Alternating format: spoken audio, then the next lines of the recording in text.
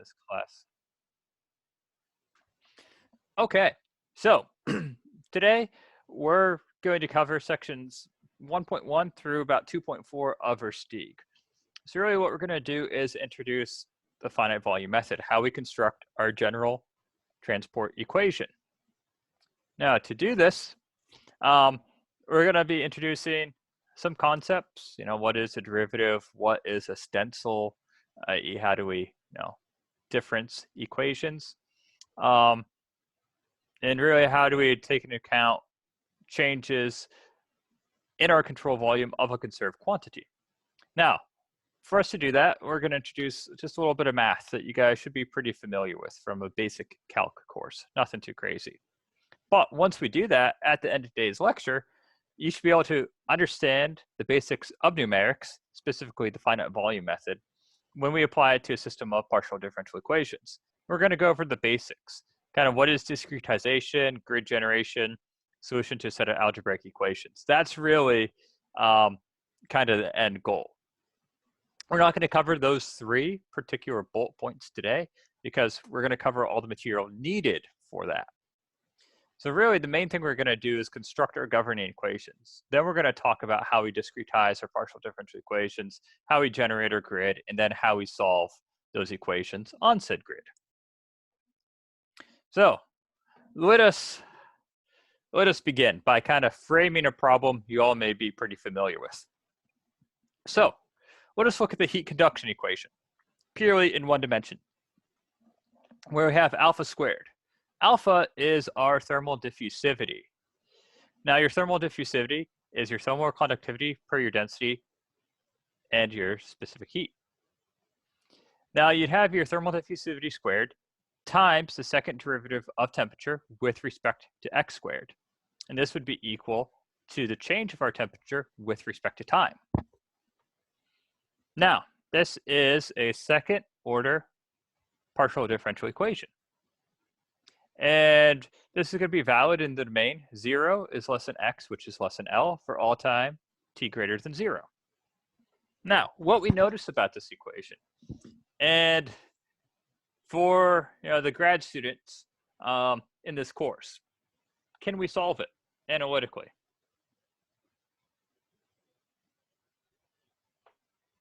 If you take in Professor Galdi's differential equations course, is this something we can solve? In most cases with initial conditions, yeah.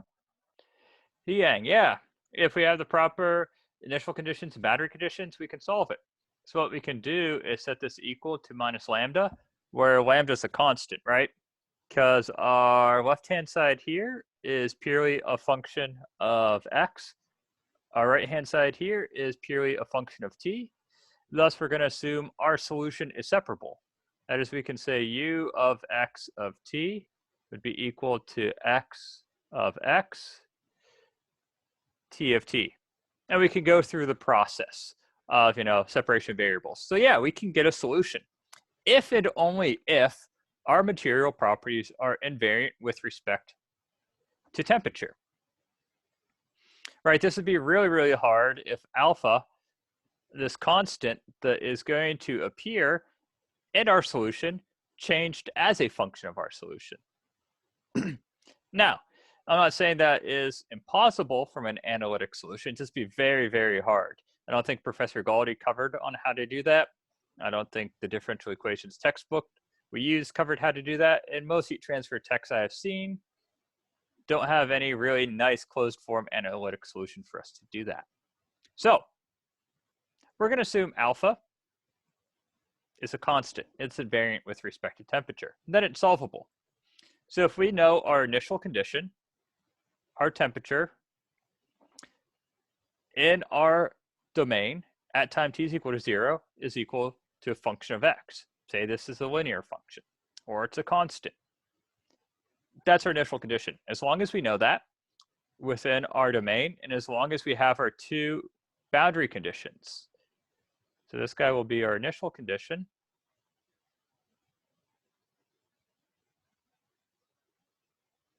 And this will be our boundary conditions.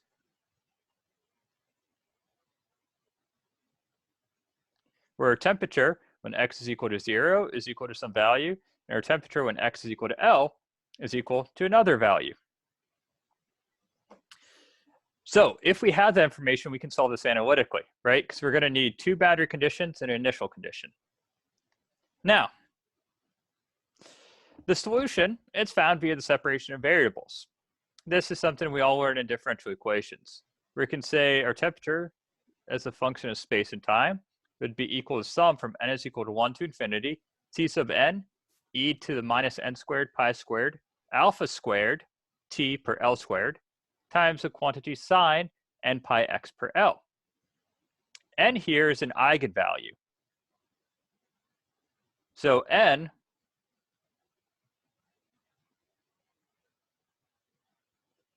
goes between 0 and infinity.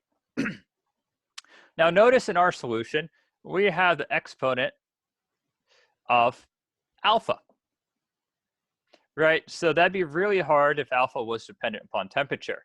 That would make this incredibly difficult. Now, we have our initial condition given as such, and c sub n, this little constant used within our summation convention, is expressed as 2 per L, integral from 0 to L of f of x sine n pi x per L dx. So you just have to integrate this guy over your domain, and we can solve it. Cool. All right, you guys have probably done this on your differential equations final. Might have seen it in undergraduate heat and mass. Now, let's look at a situation where we can actually solve this equation. Say we have a rod that has a length of 40 centimeters and whose ends at x is equal to 0 and x is equal to L are kept at 0 degrees centigrade. If our initial condition, our temperature, as a function of x for time t is equal to 0 is equal to x, that means our t initial is going to be linear, and we take alpha squared being equal to unity, we want to solve for temperature as a function of time. And I posted a script that takes this previous set of equations and solves it. Now, you can do this by pen and paper, but it's much easier in MATLAB because you have to sum up over some finite value of n, your eigenvalues. Because we can't sum to infinity because this MATLAB script would run indefinitely. So I think I used 50 as a cutoff because I tracked how much the temperature changed as a function of n. And really after like 10 eigenvalues, there's no perceivable difference, but I just set it to 50. Now, the MATLAB code just goes over that solution. And if we look at it, we'd have the following. We can determine our analytic solution. Initially, we have a temperature that's linear. Then, once time is greater than 0, we apply a 0 degree temperature to both ends. That is, this is 0 degrees centigrade, and this end is 0 degrees centigrade. And what we notice is our temperature collapses relatively quickly, right? Now, 5 seconds, this is our temperature distribution. Our maximum temperature dropped to just above 30 degrees within 5 seconds. That's not too bad. Now we got this line, 10 seconds. We're high 20s for our max temperature. And it proceeds downward to, it's not an equal distribution, but it gets, almost symmetric about the midpoint of the bar. So we could easily track the temperature of this rod as a function of time analytically, if and only if alpha was a constant. But we know as engineers, our thermal conductivity, our density, and our specific heats for all the materials of interest typically aren't constant as a function of temperature. There's some variability, especially if you guys are, looking at applications where you do have high temperatures. Your thermal conductivity can change depending upon your material quite drastically, 100 or 200%. Your density is going to change because your density is going to be proportional to your change of volume. That change of volume is proportional to your coefficient of thermal expansion. Your specific heat is also not a constant value. This is really, really important.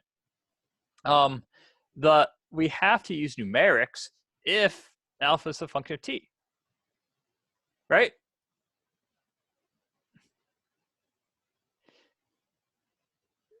I mean, we could probably figure out some really fancy way of doing it analytically, but you're probably going to invest as much time to solve it analytically, generating that closed form solution, because it's going to require iteration, summation over eigenvalues, as if we just put it in a finite volume form. So numerics kind of came about. The people realized, okay, we can't solve these equations analytically. We're going to have to figure out another way to do this. And we can see this in a really simple example that we've all encountered in our heat, mass, and differential equations course. Now, if you're not too familiar with this, it's okay. Don't worry. This was just an example that hopefully most of you have seen. Check out the MATLAB script, play around with it. You can start playing with alpha, how many eigenvalues you sum up, you know, a few things just to look at how your solution changes. But if you haven't seen this or you're not too familiar with it, don't worry about it. It's not necessary for anything we're going to cover. It's just to give us motivation.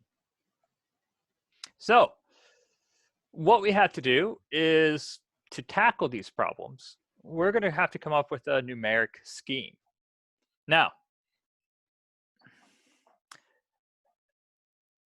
I don't want to say numerics are bad, because they're not. A lot of companies are moving towards strictly using numerics, in particular the finite element and finite volume method, to design components. For instance, Bettis is currently in the process of designing their next generation nuclear reactor for naval vessels, completely using CFD. They are going to design the entirety of this reactor and the associated coolant loop and heat exchangers using nothing but CFD. Then they're going to build it, verify it works, and then put it in service.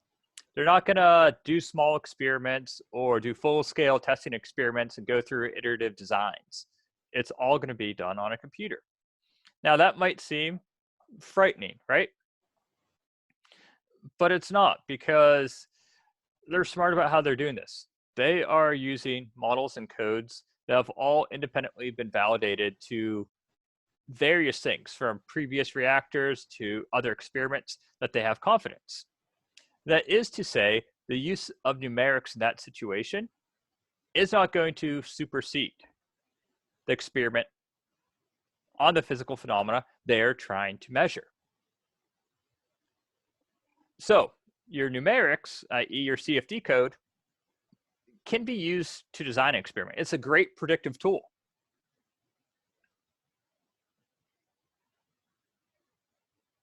It's an incredibly powerful predictive tool, because computation's really, really cheap, right?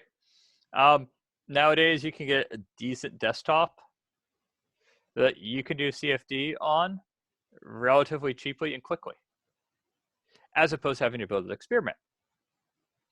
So you can use it to design experiments. You can use it to reduce the number of experiments needed, right? Because if you can build a model of your experiment, you realize it matches quite well. You test some other parameters, change those up. It matches the change for your experiment rather well. You have a pretty good predictive tool that now you can confidently work in that design space. But it can never replace the experiment. 4, you need to validate your numeric model against experimental data. And validation is key. Now, the reason why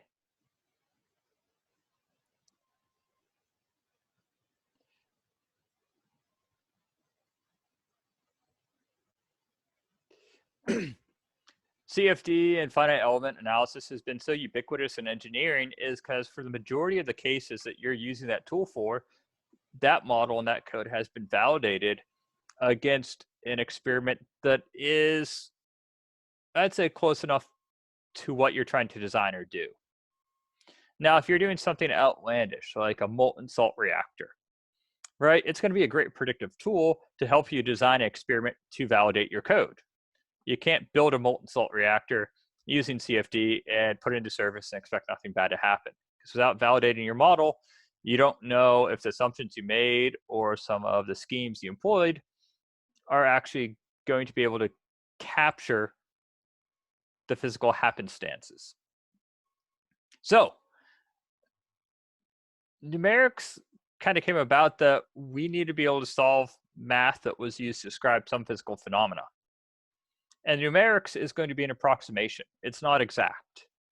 And for us to describe the math of interest, we need to at least validate our numerics against an experiment that's either identical or very, very closely matches. And we're going to be doing some of that in this course. When we're hopefully going to be talking maybe about some conjugate heat transfer, we're going to be taking some old correlations for convective heat transfer coefficients of flow over two bank and compare some of the models we're using to that. But it's so tremendously important that anytime you're using a numeric tool, you know that you're using it within the proper confines. That you're not just going to take ANSYS Fluent and try and design a Mach 10 aircraft. That tool hasn't been validated against that. You're not going to be able to take an ANSYS product and design a heat pipe that takes energy from the center of the Earth and dissipates it to space, right? It's not made for that type of stuff. So I know in industry, they really push the use of these tools, but oftentimes they don't have the proper understanding of them or the limitations of them. And hopefully this course helps provide insight into, you know, what these tools have been validated against and what they're able to be used for. I cannot emphasize this enough, though, to always, you know, make sure the model you're using is completely applicable to the physical phenomena you're trying to characterize. Now, let's talk about the foundations of numerics. So, let's consider just a basic differential equation. So we have a second order ordinary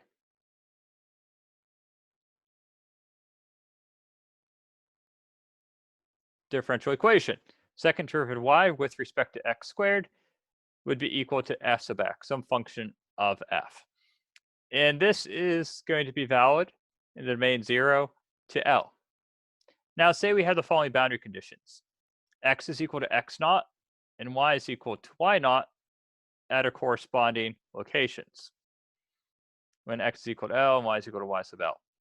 Now, what we should note is this line is going to represent our domain, which is the same as our domain up here. And we have 2 points to define the bounds of our domain. This is x is equal to 0, and this is x is equal to L. Oops, I don't need to write L, it is already there. Now, our differential equation, the second derivative of y with respect to x squared, is going to be valid within the space of epsilon through L minus epsilon. That is, when we look at this guy, we're going to introduce a concept of a node.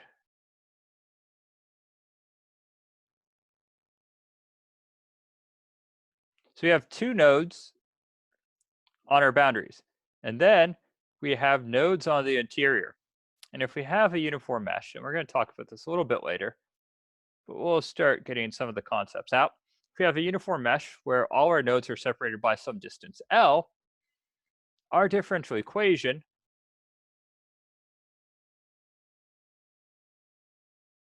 is going to be valid in this region.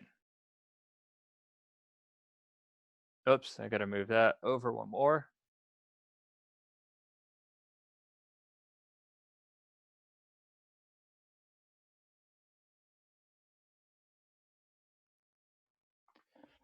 Now, this is okay because we have two prescribed boundary conditions. These boundary conditions are going to feed into the model that describes our differential equation. They are going to be invariant. They are what we are prescribing to the equation. And if we prescribe them correctly and take them into account correctly, we're going to have validity over the entirety of our domain. But we have to recognize that when we solve this differential equation, it's only going to be valid in the range of epsilon to L minus epsilon, as indicated by our red bracket, because that's where we are constructing a mathematical representation of that equation. Our boundary conditions, the nodes at the ends, aren't a part of that discretization process. It's just what we're physically feeding into our equation. So the solution to that differential equation is going to be valid both inside the domain and on the boundaries. This is great because it'd be really weird if we constructed a method that only had validity in a portion of our domain. Now, when we attempt to construct this numerical solution, we have three general building blocks. The first is grid generation. Now, grid generation is synonymous to meshing. Now, here we have all our little nodes. And nodes are where we're actually going to generate solutions to our constitutive equations. Now, discretization really is the process of taking our ODE or PDE that we want to solve on our node and casting it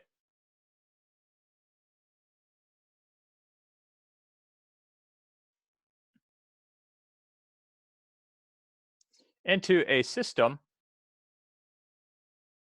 of algebraic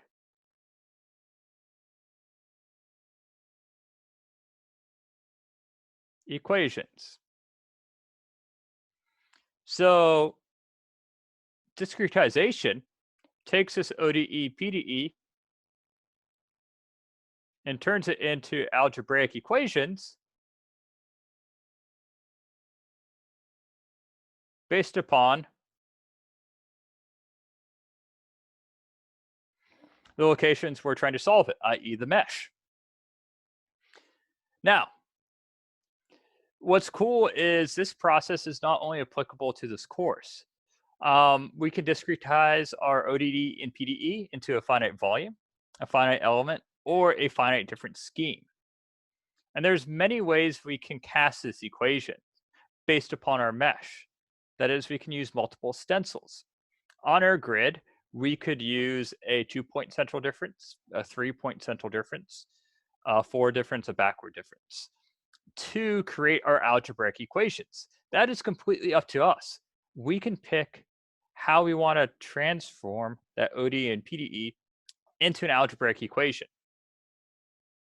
Once we get our algebraic equations, we're able to solve our system of equations.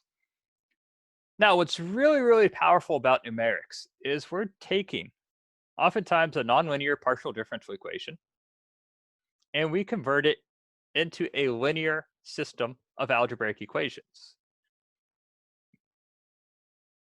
So we're taking something that looks really, really complicated, and we're transforming it into something that a pretty competent high schooler could solve, right? We're just generating algebraic equations. We can solve them via back sub. We can solve them via matrix inversion. We could use the Gauss-Seidel method. We could use the Jacobi iterative method. It doesn't matter. It's just a system of equations we can solve. Now, there's a lot of techniques we can use to make the solution of the system of linear equations a little bit easier, a little less computationally expensive. And we're going to talk about some of those. But with these three building blocks, we can really solve any equation thrown out there. We generate a grid, i.e. we describe where within our physical space we're going to solve the equation. Based upon that grid, we need to know things such as our grid spacing that we're going to see in just a minute, delta x, delta y. That information gets plugged into our discretization scheme. The output of our discretization scheme is a set of algebraic equations that we can solve. So numerics is really cool. I like it because it's taking something that's really horrendous and complicated and transforming it into something that's really, really simple. So really, when you pay for a commercial solver, you're just paying for someone who already developed the code that just takes that PDE and converts it to the algebra for you. So with information from this course, you can now go put John Swanson out of business after that man decided to steal his code from Westinghouse and brand it as his own. Any questions thus far, at least conceptually? We haven't gotten to any math yet, any schematics. Really just kind of high-level overview of what this stuff really is.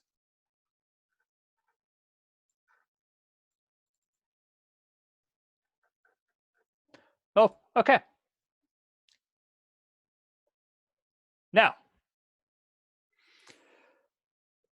we're going to talk about a few of our really discretization processes that we can employ. Now, what's really cool is you can generate a grid and you can pick a variety of discretization schemes to generate your system of linear equations. Now, what we're going to do is either take an ODE or PDE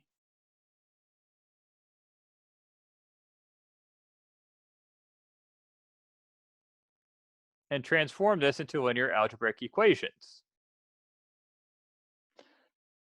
And then we can pick our discretization scheme.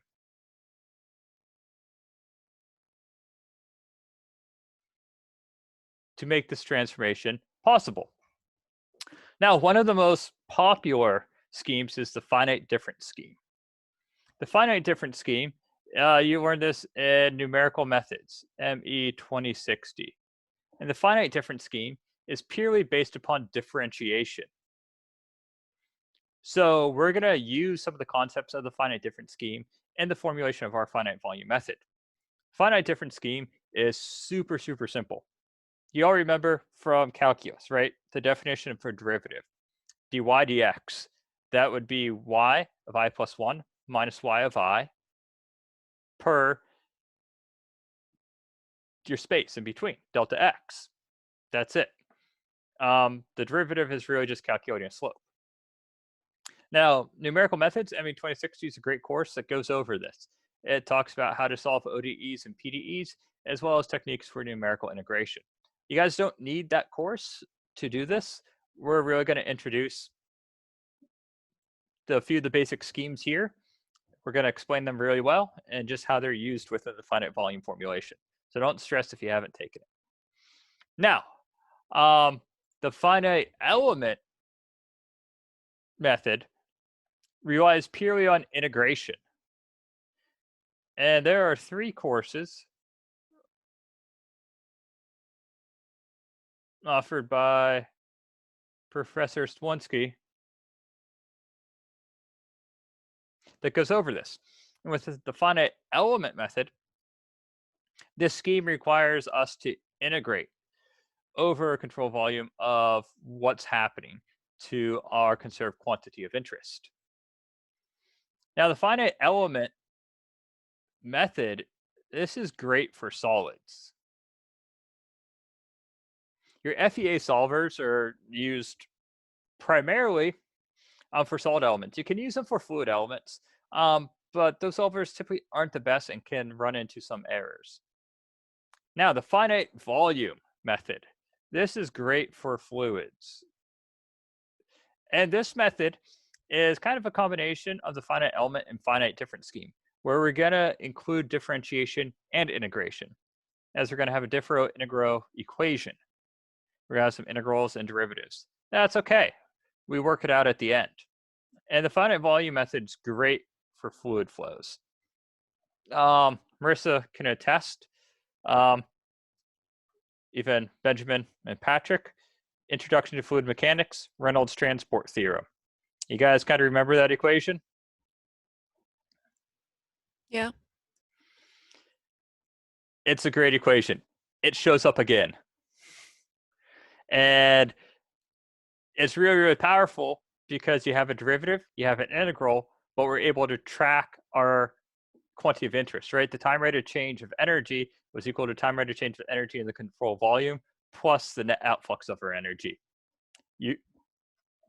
That's the basic of the finite volume method. You guys have seen that before in your introduction to fluid mechanics courses.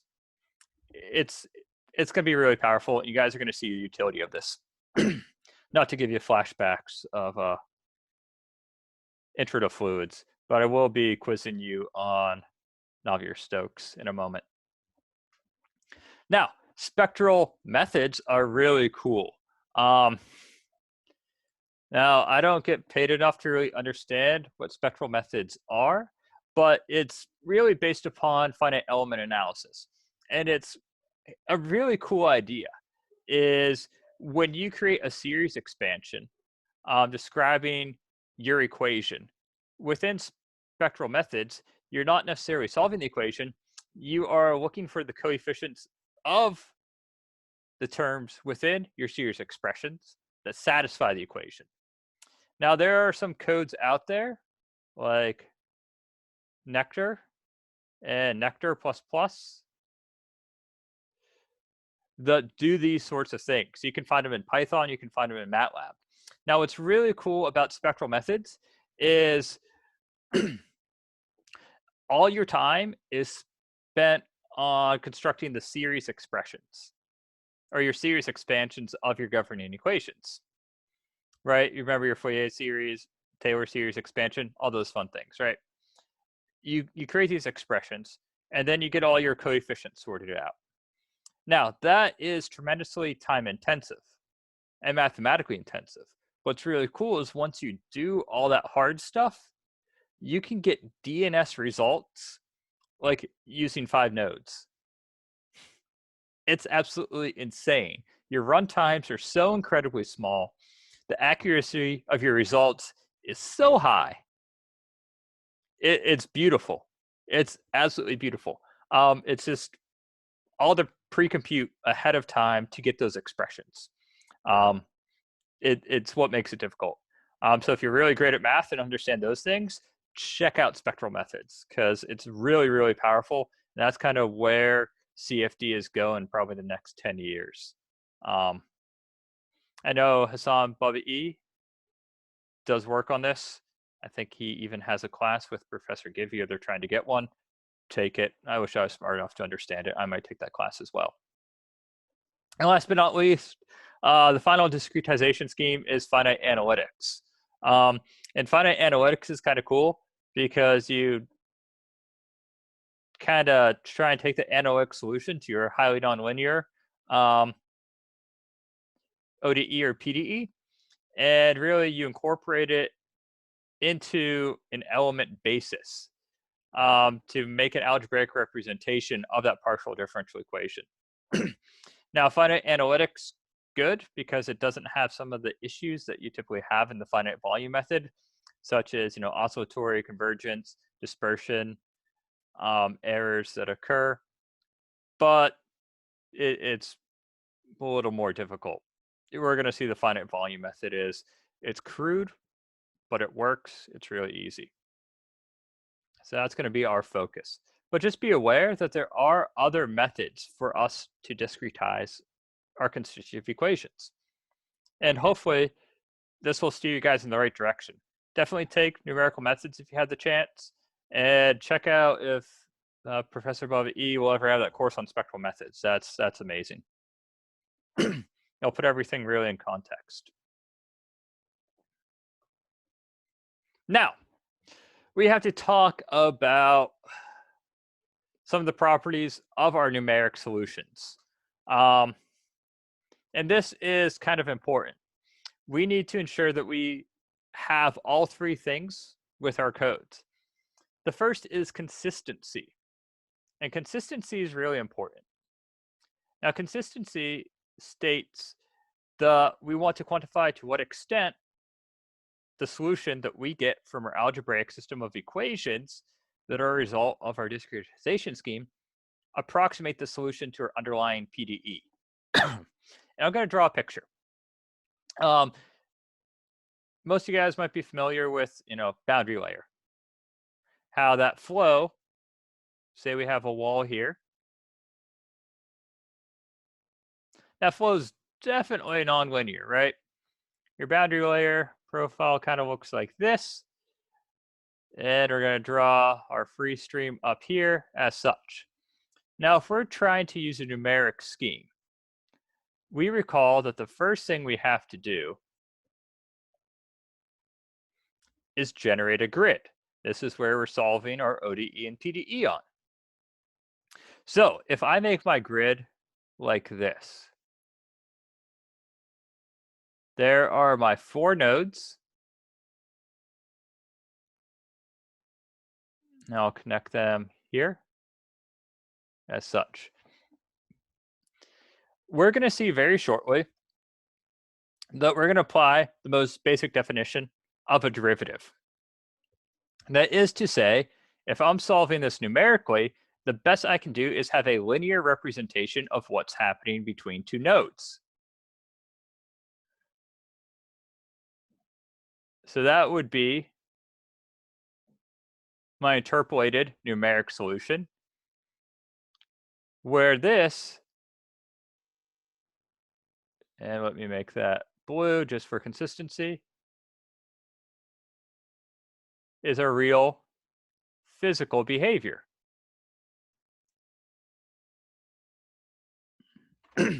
Now, I'm not a rocket scientist, but I'm going to say those 2 curves aren't very close, right?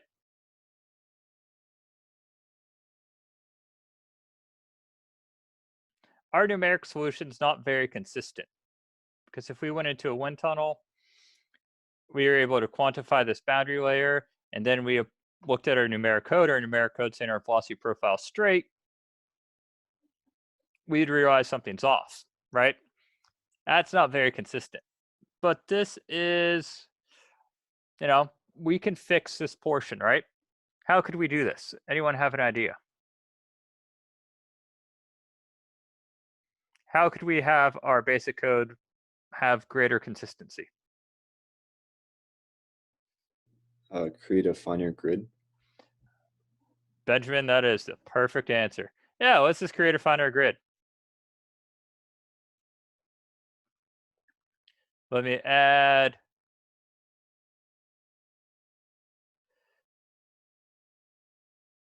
a whole bunch of nodes here. And Andrew can attest, if you're trying to get, a good fluid flow, you always want a couple nodes within your boundary layer. If we do a finer grid, right, we're going to be able to begin to, whoops, I missed one. There we go. We're going to be able to have a better representation. We could do a piecewise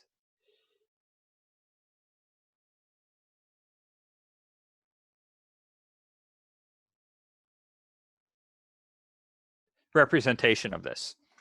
So part of it is we could have a much finer grid. I completely agree with Benjamin. And oftentimes, as users of these codes, that's the only thing we can do. Because as we're going to talk about today and a little bit in the next class, is the discretization schemes are often very, very limited. Oftentimes, it's a second order central differencing scheme. That's the highest accuracy you can get on your discretization scheme. And we go, okay, that means we can only have a linear solution in between our nodes. So we're going to have to pack a lot more in.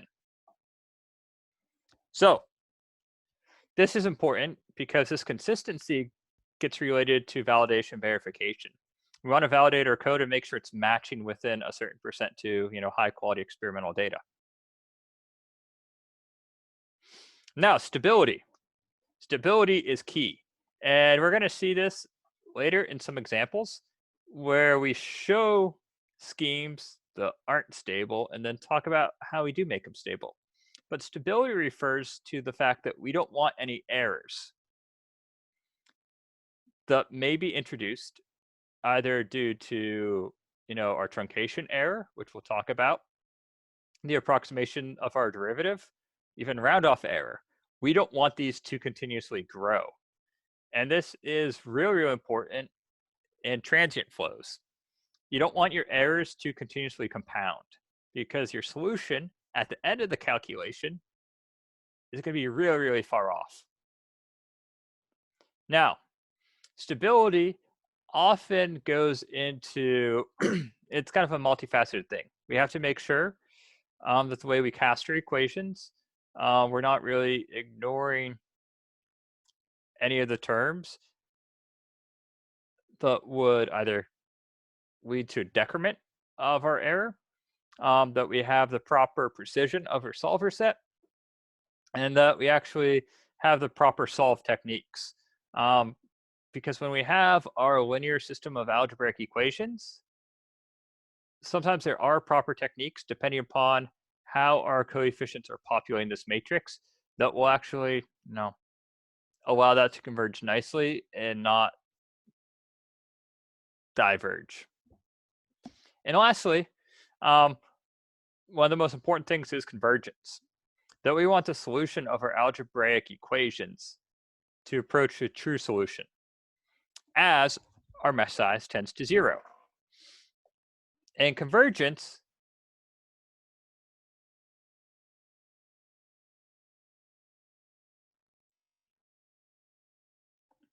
is often shown by a grid-independent study.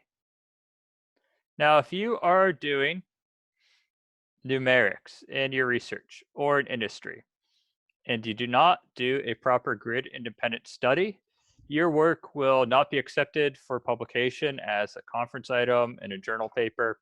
It's a great way to immediately get rejected. It's also a great way in industry to have a lot of uncertainty. And the premise is really simple. As your delta x,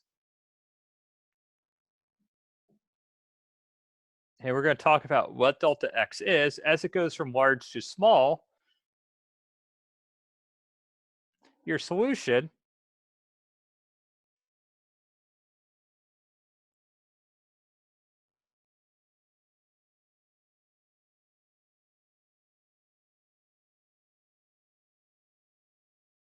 should approach the true solution. Now, this is a somewhat loaded statement because oftentimes we don't know what the true solution is because we don't have an analytic closed form solution of our PDE or system of PDEs.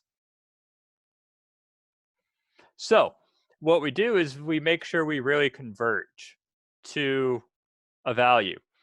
That is, as we do successive refinements of our grid, our conserved quantity of interest doesn't diverge, right? As our mesh goes from large to small, we want our solution to tend to a value. Now, what you don't want is oscillatory behavior or that growing. That's horrible. You don't want a grid-dependent solution. I've made those before, numerical methods, and give you CFD class. You don't want those. Additionally, and we'll be talking about this in later classes when we talk about validation verification. Additionally,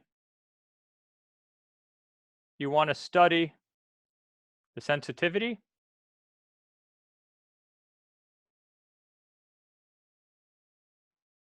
to your inlet or boundary conditions. That is, if you say you perturb your simulation, you just, as opposed to applying a uniform velocity at the inlet of the pipe, you apply a mean velocity plus or minus a small deviation. You want to make sure your solution comes back and tends to a pretty close value. If you perturb that velocity by like 0.1% and your solution shoots to a completely different value, that's incredibly, incredibly worrisome. Right? Imagine this, right? You're trying to model an airplane. Think about atmospheric flow. It's not laminar, it's turbulent. It's gonna be all different velocities, all different temperatures. There's so much happening in the atmosphere.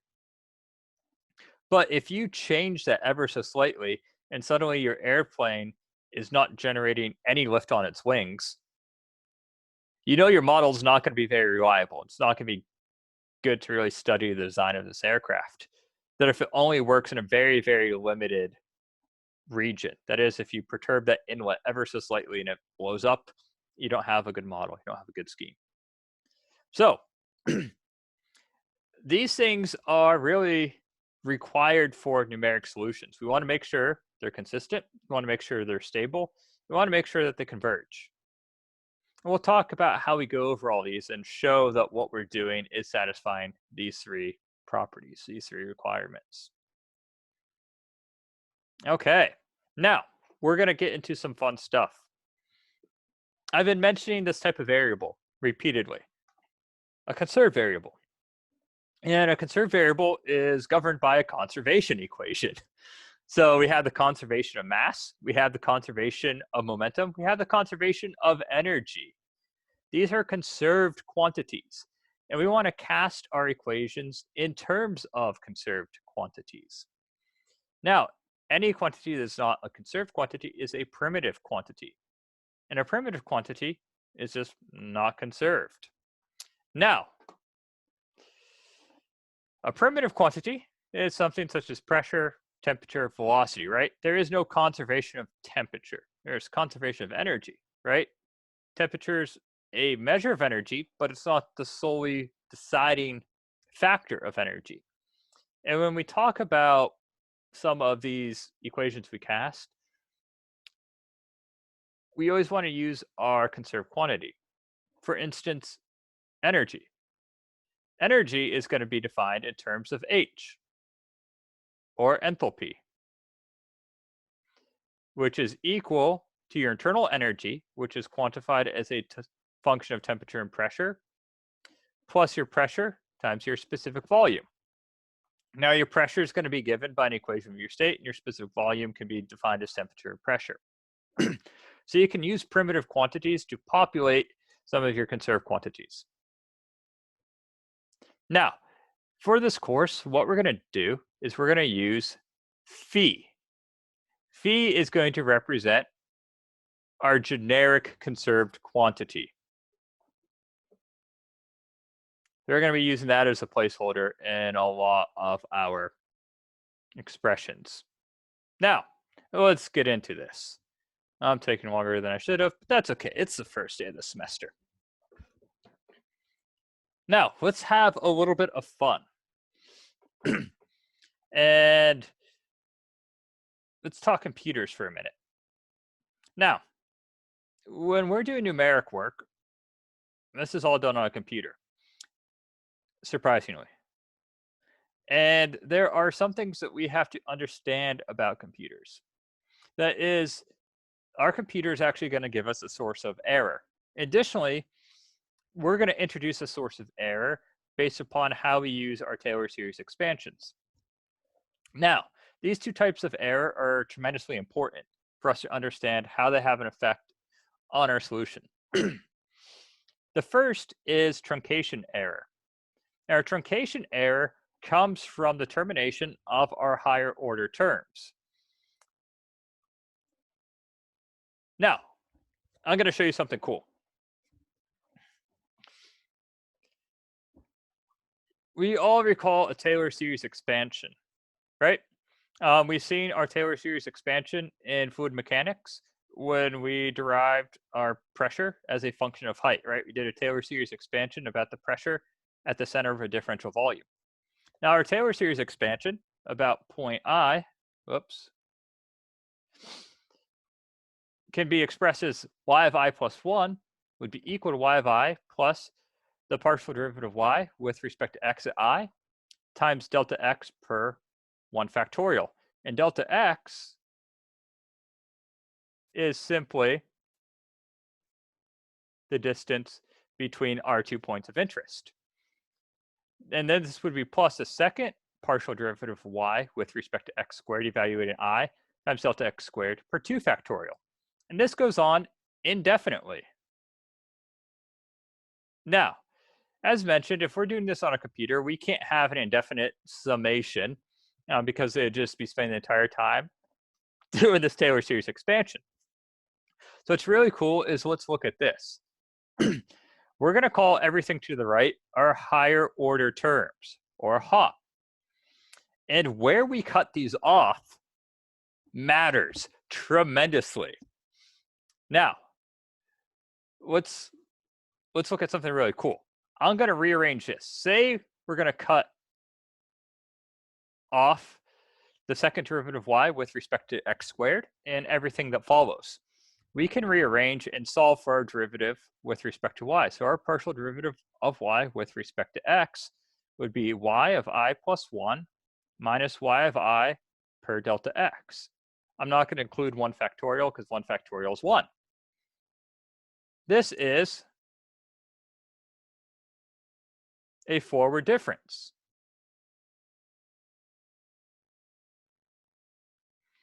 That's how we get our differencing schemes we're going to talk about. Now, in this forward difference formulation, we cut out all this information, right? And when we do a lot of this stuff analytically, we say, well, it doesn't matter.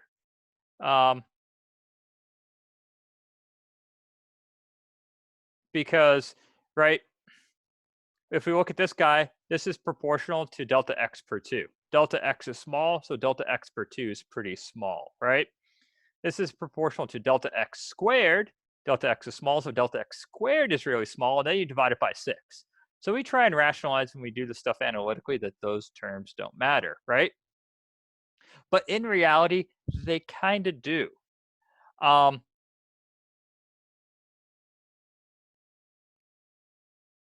And what we do is we say, okay, this forward difference is first order accurate, right? So our error is on the order of delta x to the 1. Now, what's incredibly amazing,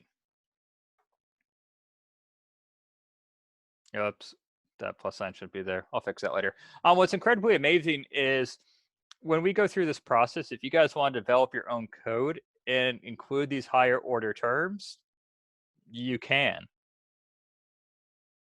But oftentimes, the developers of the codes, they cut it off right here.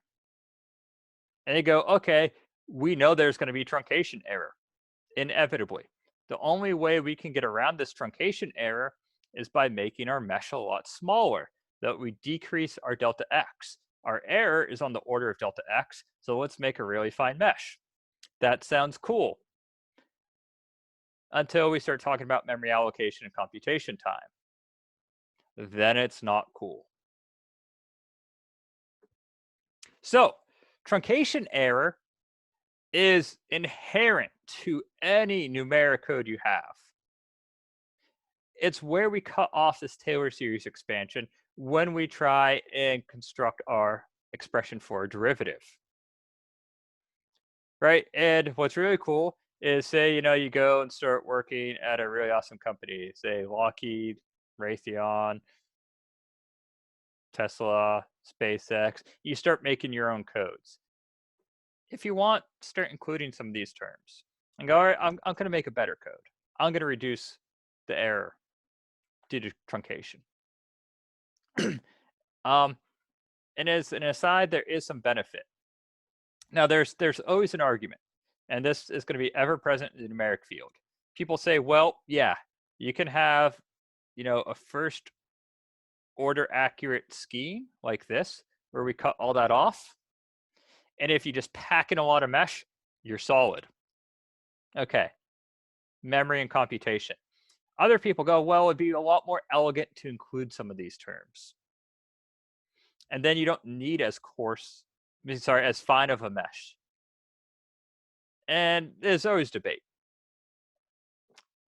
But regardless, you could essentially achieve the same result by going down both routes. So truncation error is really important. This is baked in. This is something we can't avoid, but we have to be aware of. Now, the second type of error that is ever present is round-off error. Computers can only store so many decimal places.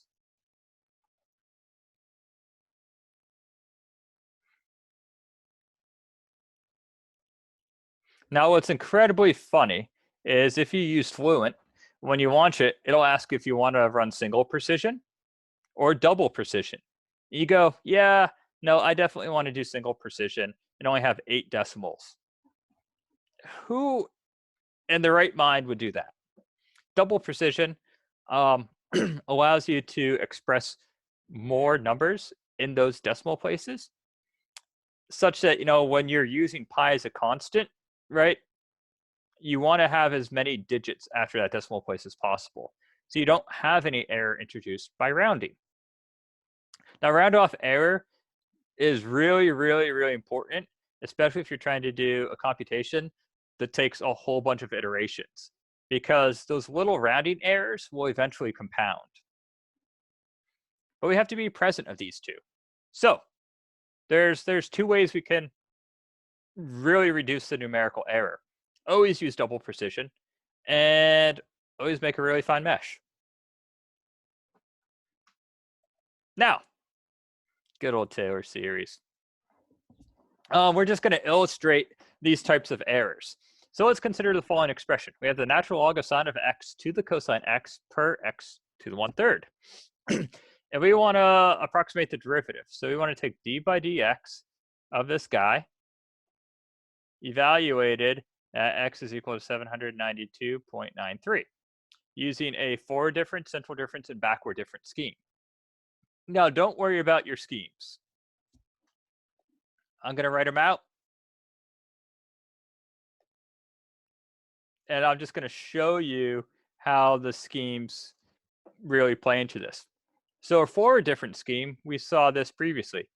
dy dx, so the derivative, this is equal to y of I plus 1 minus y of I per delta x, plus error on the order of delta x.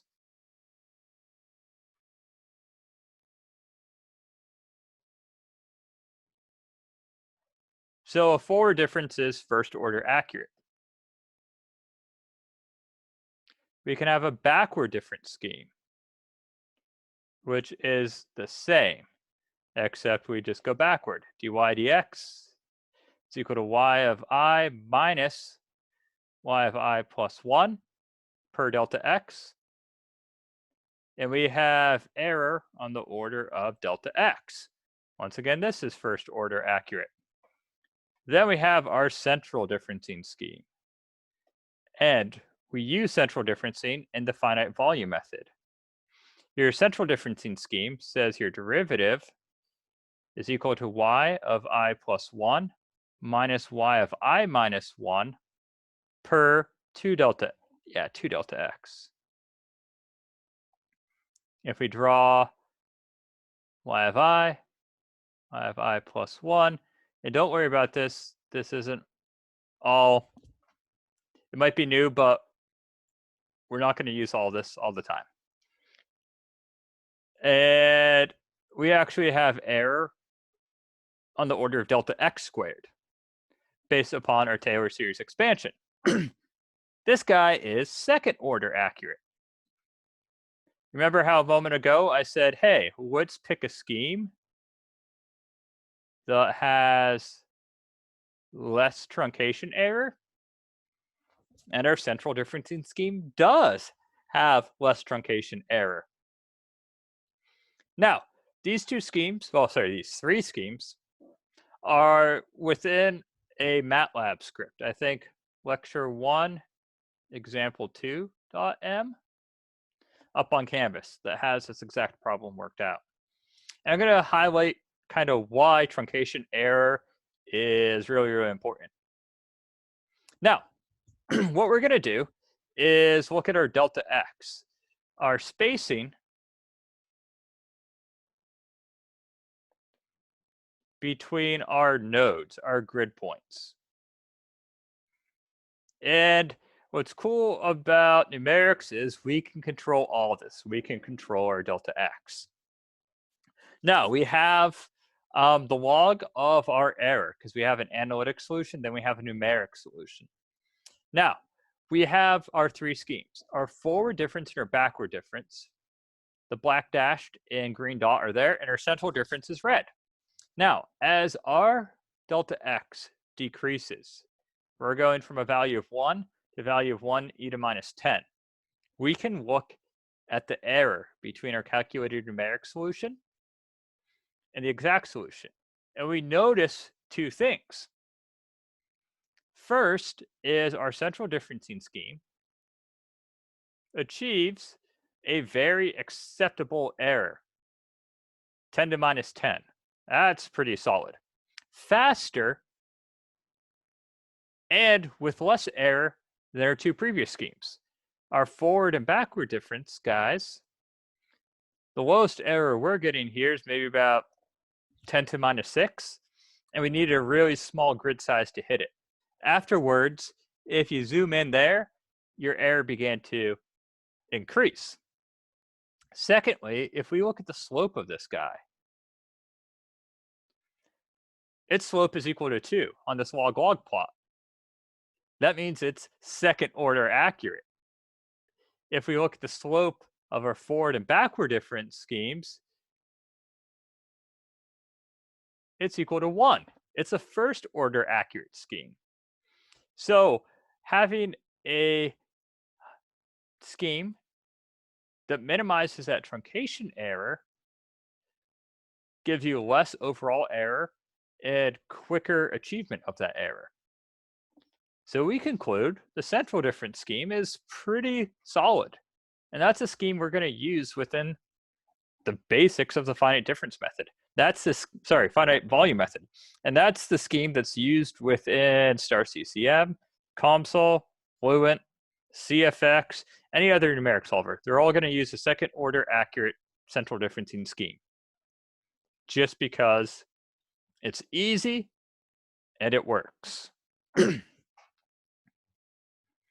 So that was a long-winded way to kind of give us the motivation for the scheme we're going to use within the construction of our finite volume method. Whew, that was a lot. Any questions, comments, concerns, just with some of this conceptual stuff? So should like convergence studies, like do they typically follow these slopes? Or is there, I guess there's probably more going on. Yeah, you're exactly right. There's a lot more going on. So really this plot right here, when we are tracking our error within the system, that's to a true analytic solution. So we're definitely able to have that one value fixed. And as we see here, it's a little rough until our dx gets the appropriate size, and we have that linearity within that region, which means, yeah, it's a second order accurate. But say you're doing a grid independent study of flow. Say you're doing, something with your FSAE car, and you want to look at mesh refinement versus lift or downforce. So you're going to have large delta X and then small delta X. And since you have so many competing things going on, you're really tracking the variable and not the difference of that variable you're solving for with respect to a known. So you might sometimes, it's okay, you might get some oscillation or a little wave, but you'd have to continue this till you at least comfortably flatline. Oftentimes, though, for turbulent flow, a flatline is not possible, because as you continue to refine your mesh, you're going to be approaching that Kolmogorov length scale, which is the length scale of the smallest eddy possible, and then you move to to LES DNS, and you're always going to be shedding those, so you'd have to time average it and take something. So anything really involving flow, oftentimes you might have some change, and you would just compare some data points and you say, all right, the percent difference here is less than, say, 2. And you say, you know what, that's sufficient. If that makes sense, or a good description. Yeah, thanks. Yeah, oftentimes, really, we only see this in comparison to a true analytic solution. And, you know, situations of flow, multiphysics, it's hard to track.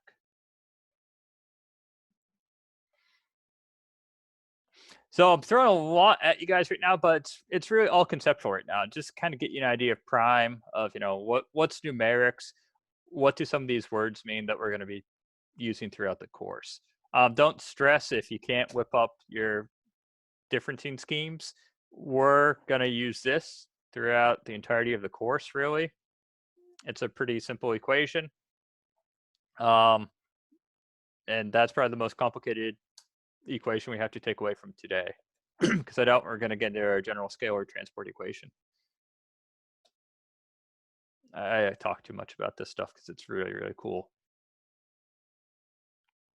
Okay, now we can finally get to the derivation of our general transport equation. We end at 7, right?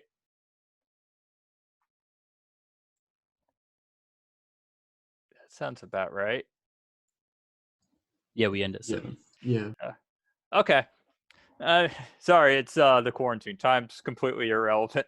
I could also sit here and do the entire course in one night because this stuff is so cool and interesting, but I won't do that to you guys. I've been drawing on for a little while. We're not going to be able to make any serious headway into the derivation of our transport equation.